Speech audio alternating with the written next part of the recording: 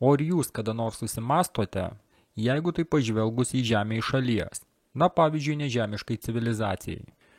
Pasirodo, jog Žemėje žmonės skolingi 315 trilijonų dolerių. Tai bent, ar ne? Kam iš viso žmonės skolingi?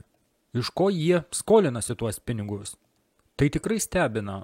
Mes šioje Žemėje turime viską, ko reikia, kad gyventi nemokamai. Visus išteklius, kokių tik reikia. Ir tada žmonės išranda kažkokią sistemą, kuri pati naikina jų resursus. Žmonės išrado pinigus, išgalvojo jiem vertę ir kiekvieną dieną tie pinigai nuvertėja. Žmonės turi tokį potencialą ir technologijas, bet jie vis tiek kažkam skolingi.